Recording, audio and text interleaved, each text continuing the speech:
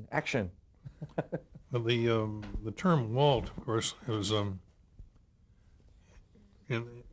in animation. Asking Walt who would be a very strange thing. It'd be like saying Jesus and saying Jesus who. I mean, he was that he was that important. He was animation. In fact, if you said to an outsider that you work in motion and animation, well, they'd say, "Oh, you work for Walt," and they wouldn't have to put Disney on it. And Walt Lance was making Woody Woodpecker and some of the others, and it was the saddest thing in the world because poor Walt could never quite become the Walt. He was a second grade Walt, and that's kind of tough. There were no Chucks, which is just as well. But Walt was the figure. He was the one, and he came from Kansas City, where Friz Freleng and other great animators came from, and Hugh Harman and Rudolph Ising, who did the harmonizing pictures, and a number of other famous Disney animators. Yeah. Carl Stalling come from there? And Carl Stalling came from there. In fact, if we get on the music side of it, why Carl, remember that Carl got most of his training there in playing the giant Wurlitzer organ for the feature pictures. And he said that this is interesting knowledge too, that many people do not realize that all the silent pictures had a score written for them, particularly the important ones. And so Carl was given that score, and he played it with. It was timed, so it went with the feature, and the cues and everything were in there that did play the music of that particular episode. But he said sometimes the music didn't get there. So he was given one rehearsal. He'd watch the film and he'd make his own notes. And that's why he used so many, the William Tell Overture and the Grand Canyon Suite and so on, because they're Beautiful Strain, Beautiful Dreamer and that kind of thing, because it covered a lot. But he developed this incredible memory. And that was why he was so brilliant at it. He also invented what is called the tick track. And that's a metronome track that goes electrically. It meant that you could now time an entire picture to the tick. If you wanted a fast thing like 2 beats to the second or 3 beats to the second or whatever it was, you could make out your entire picture without hearing the music. The music was written and the music could be done afterward, so that everybody in the orchestra had earphones on, and he would set the key and they would play the music. That really was a wonderful thing. So he invented the electric metronome, you might call it. But Walt, of course, made Steamboat Willie, and that was a very, very big picture, and it was the first one, of course, to be the sound. And later on, he did one, to me, one of the greatest of them all was the band concert, one of the most remarkable and funniest things ever done. When Donald Duck appeared there for the first time, I believe. Anyway, so Pat Powers persuaded Iwerks to start his own studio, which meant it was like starting a motion picture studio without a writer. And so this man could animate beautifully, but he didn't have the story sense. And he couldn't find anybody to substitute for Walt. So so I went to work there anyway, and I was a cell washer, and then I became a painter, and that's the person that puts the colors today. But in those days it was black and white, so different colors of gray and stuff, and put on the back side of the cell, and on the front side, eventually I became an inker, and they're the people that do the drawings on the front. They just put it down. It's not over a board. It's just you put down the drawing and then put a piece of celluloid over it, and then you just copy it, and then you turn it over and put the colors on the obverse side.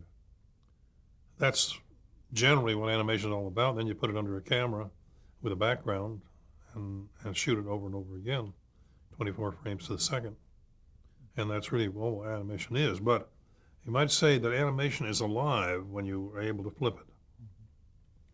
All the other stuff is being brought in the audience.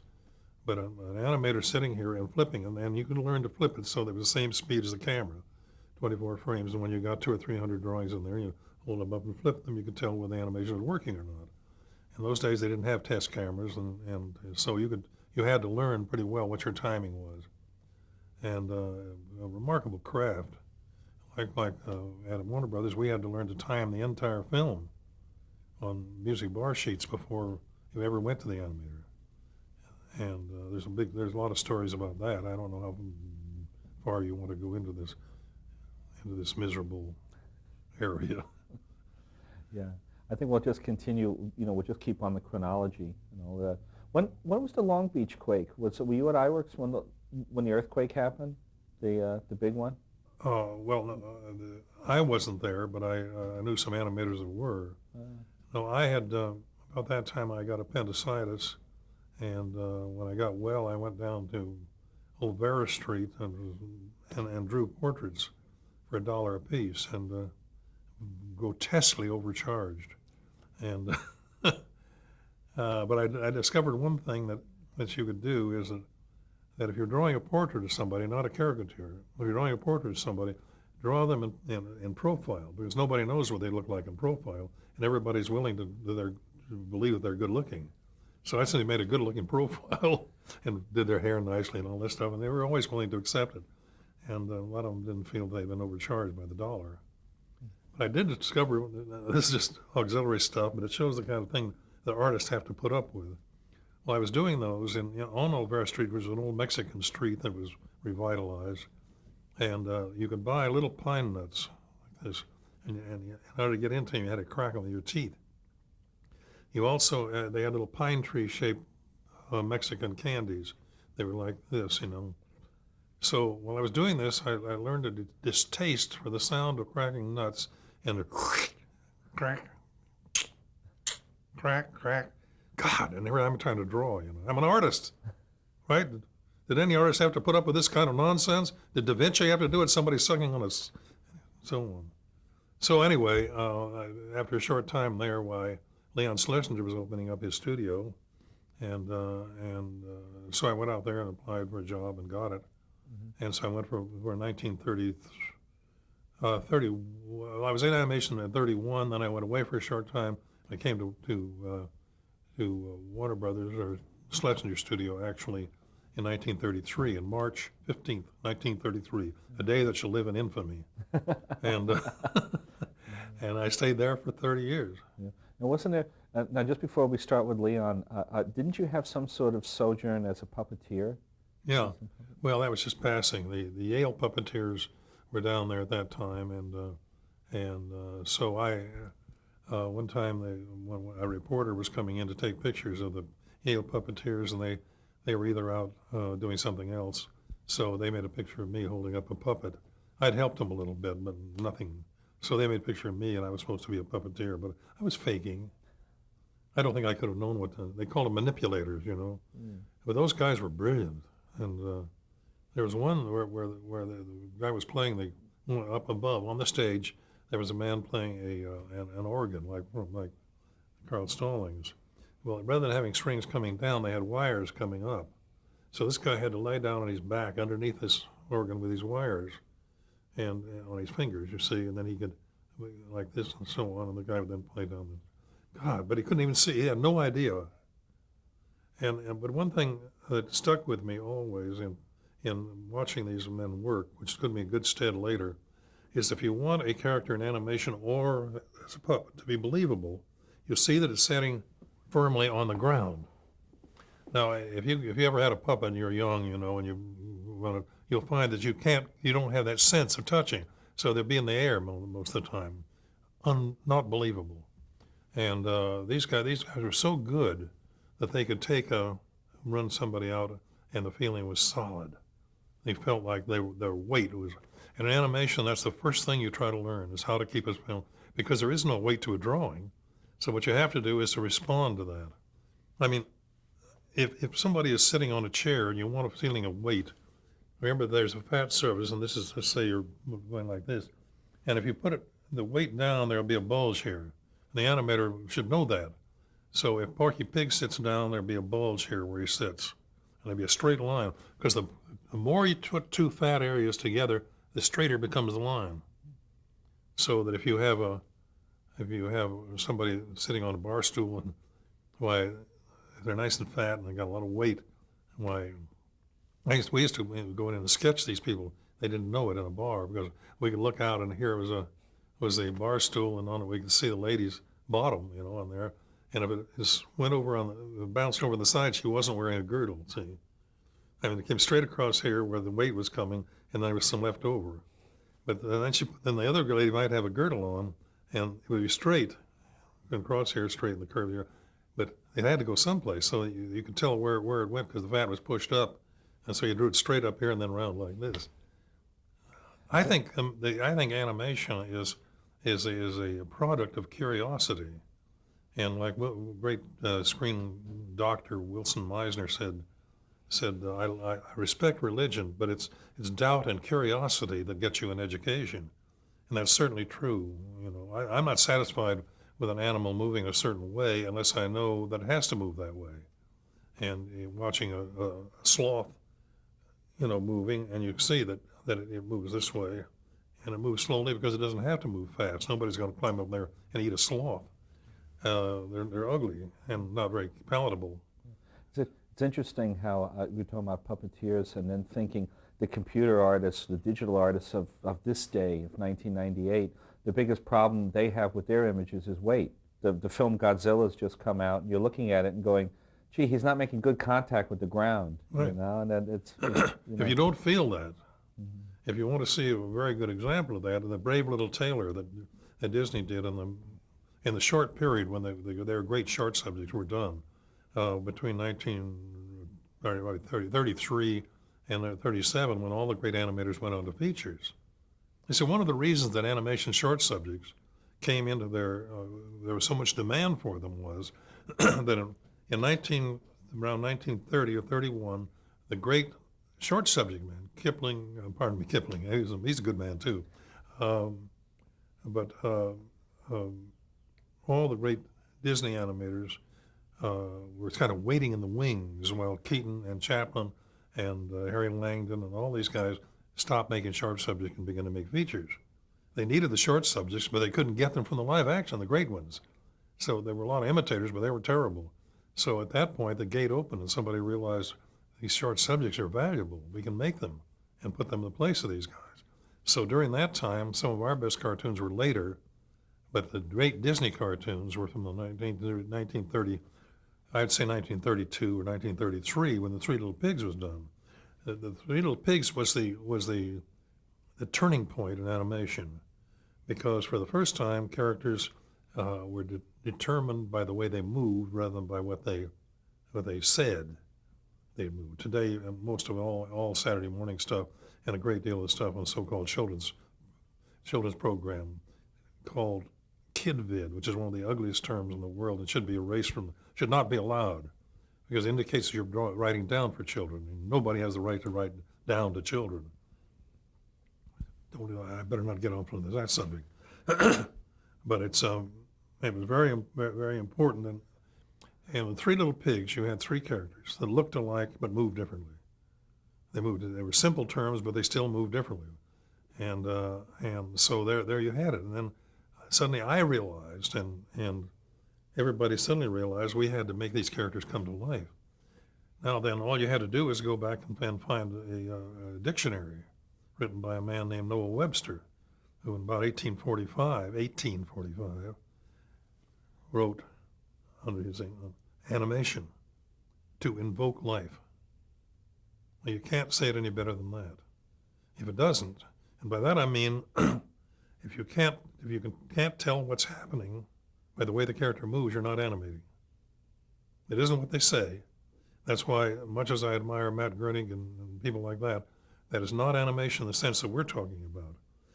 When we ran our pictures, because we weren't allowed to do them with dialogue, we always ran our pictures as test reels, that is just the black and white, without backgrounds, without color, without music, without dialogue, to see whether it worked without any of those things. And if it did, then we were pretty sure it was going to work. I find today when I travel on an aircraft that that's a pretty good way of judging a feature picture. I just don't put the things on if it can get my interest and it looks like a good picture by the way it moves, then it may be worthwhile putting those earphones on and listening to it. Usually it doesn't, because I much would look out the window. So they may say put down all those things. I get over and look through the window. I mean, it's much more. Anyway. So I think it's time for Leon. It's time to talk about Schlesinger. Well, Leon Schlesinger had been a soft shoe dancer and a number of other things, and he formed an outfit, which I guess is still in existence, called Pacific Art and Title, and he made titles for motion pictures. And anyway, he decided that he would finance a cartoon studio because he saw there was money there. He wasn't much of a, he wasn't exactly the most brilliant or kindliest person, but he liked to make a profit. So he formed a studio and hired Hugh Harman and Rudolph Ising. I was curious about those two guys because they worked together in Kansas City, and they apparently never realized when they put their two names together, Harman and Ising, it'd be harmonizing. And that's funny, isn't it? So obvious. So it seemed like a logical name to use on cartoons. So Harman Ising and Leon Schlesinger got married, and they made Bosco and some other things. Good animation. That's when Friz Freleng was one of their animators, and a number of guys were, and names that wouldn't be particularly meaningful today. Ben Clopton, who had been a cowboy, and but he could draw, and a number of other people that came from different walks of life. Ken Harris, who worked for me, of course, he didn't work in Harman Ising, but he worked for me, and he had been a racetrack driver, and he happened to draw too. And Ben Washam, who worked for me, was a partner with Bob Wyant when they formed the Bob's Big Bob's Boy. Big Boy, Yeah. and that first drawing was done by Benny Washam, Yeah. and he hated it because years later Bob Wyant insisted he uses the same drawing, but Benny said, "God, it's a terrible drawing," you know. And I've advanced a lot since then, and here this thing's facing me all over the country. So I know it's funny. It's like as soon as you said that Benny, I knew that Benny at one point was a short order cook. When you'd see him, he'd always have that toothpick in the corner of his mouth, and he kind of looked like a cook. Like he always looked like. he was a wonderful cook. Yeah. And even later, when he became an AA toward the end of his life, he cooked magnificently, and he could make stews that you wouldn't believe. He was also a good catcher on the baseball team at Hoover High School in Glendale. Are we wandering a bit? A little bit, yeah. So just kind of really like the famous characters like Bugs and Porky and Daffy. They're still a couple of years in the future now, from 33. Well, yes. We had a terrible. They hired somebody once said that they hired a couple of directors from Disney's, and one of them was so bad. Somebody said failure went to his head. That's why he got a job with Leon. And so he came over there as a director and invented a character that, of course, rings down the channels of time called Buddy and Honey. Well, so we worked on those characters, and they were terrible. And but you see now that at that time Leon had divorced himself from Harman Ising and decided, why should they share in my money? I would take it all myself, and very natural. So he started his own studio again, and Harman Ising went to MGM for a while and did what was the name of the character? Bosco, was it? Is it Willie Whopper? No, that was Albio Works. Anyway, if we're following this dubious thread through the intricacies of history, we'll find that about that time, when Leon made one of his most important moves. He made some terrible pictures, and then one day he hired Friz Freleng, who left to go over there. And Friz was a brilliant animator, and he became one of the great directors, in my opinion, one of the great masters of timing. I learned more about his, and I worked for him as an animator, and I just was in awe of him. He never knew he drew well, but he drew beautifully, and particularly for animation, because in animation you don't have to do a finished drawing. What you want to get is the character. Like he could make a drawing of Sylvester going like this, and the timing was perfect, and the claw would come out and come down here, and it'd drop in about 2 frames, and then it would come up in about 8. It was perfect, and it'd go like that. And that was Sylvester trying to scare somebody, and he had a way with him, and so the way Leon should have learned, but didn't even realize what was happening, was that if you have a very talented person, it will attract other people who are talented, who want to work with him. To this day, most people don't seem to realize that. He had a great cornerstone In the beginning of that, it was Friz Freleng. And then Leon, Tex Avery, who's been working at Universal with Walt Lance, came over to Leon and said he'd been directing films at, at Universal. Well, Leon was too lazy to even call up and ask if he'd done it. He'd never directed a picture in his life. You think that's the first thing you do is call up Walt Lance and says, are you willing to let go with this director? Well, I guess Leon figured if he asked him why they wouldn't let him, and then he would be able to hang on to, he'd be willing to steal Tex, in other words.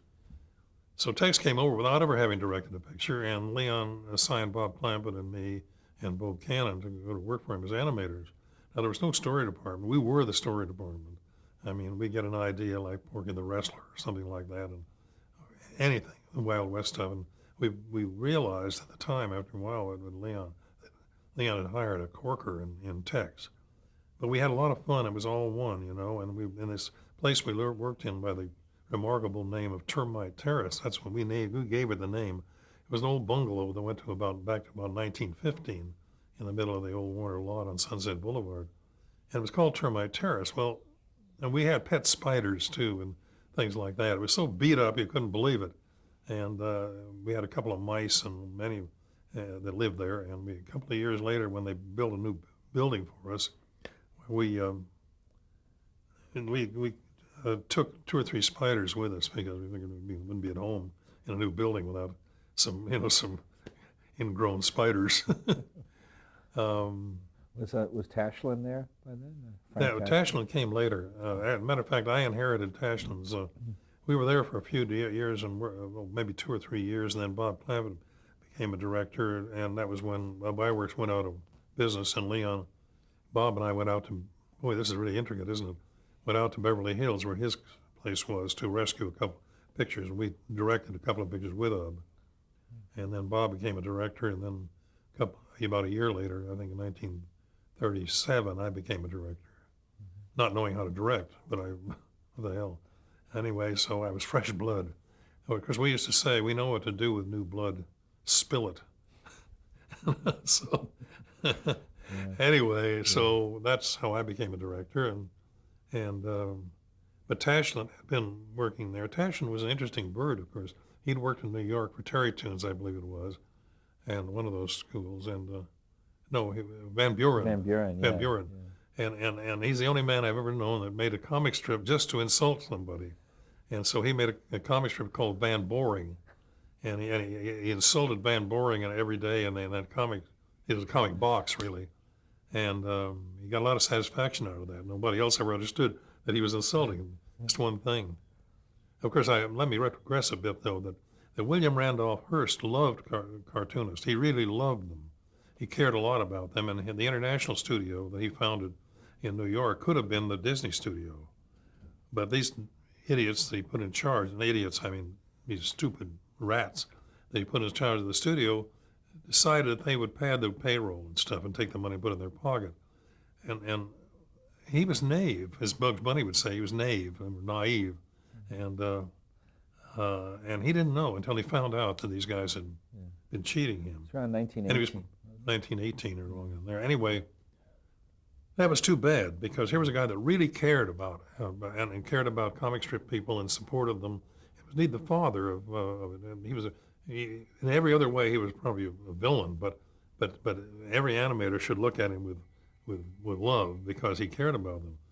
Old F. Opper, a cartoonist that he had there that made a strip called Happy Hooligan.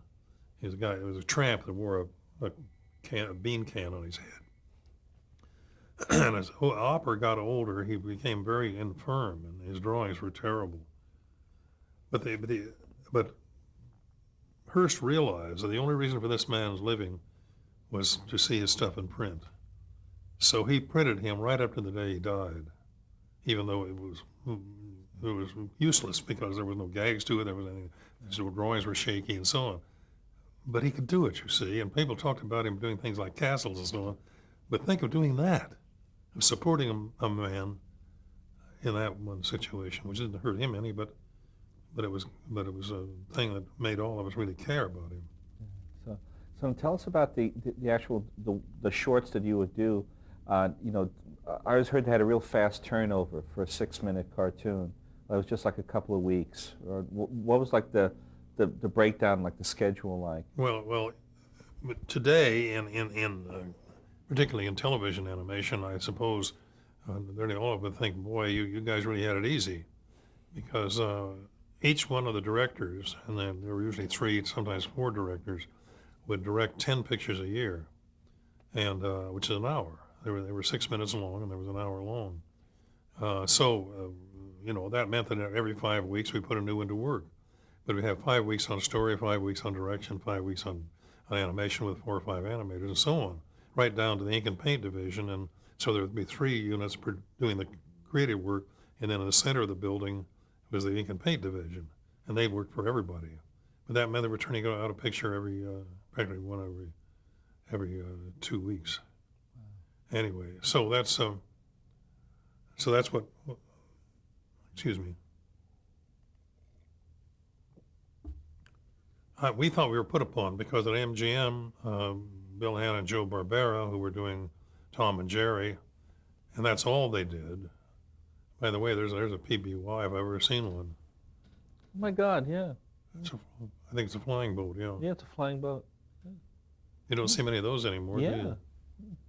Well, in case you're wondering what we're talking about, there's a big flying boat Yeah. going back from the First World War, Yeah. Second World War, pardon me. Mm. Anyway, I didn't mean to divert Nope. anybody's attention, but they still have clippers in the editing rooms. That's don't right. They can do that. they? Where were we? Oh yeah. Oh, we were talking about the time it takes to produce a short. Oh yeah, well, Schedule and all. here's the terrible. And looking back on it, at least anybody else in the studio, anybody else in motion pictures and animation, and I know that Martin Scorsese and I've talked to him about him, and Steven Spielberg and George Lucas have all astonished that you could do a picture, lay it out and time it to exactly 6 minutes, and no editing. We have no editing to our pictures. You had to finish the story and without showing it to anybody. I mean, sometimes we have a jam session, but you time out the entire picture after the storyboard. The storyboards were not complete. They were just rough ideas of what could go in, and it'd be a bunch of gags. The director's job was to put those together into some kind of logic, and solid logic, really, and then to time the entire picture on music bar sheets or on exposure sheets. An exposure sheet is a sheet about this long, which would indicate on that it's a line thing. And that would be 6 feet or 4 seconds, and on that you'd have Bugs Bunny walking and show how, say, 12 frames. If he was strolling, it'd be 12 frames. If he was in a hurry, it'd be 6 frames for each step, and so on. We learned to time it. I think we're getting to the end of the cassette.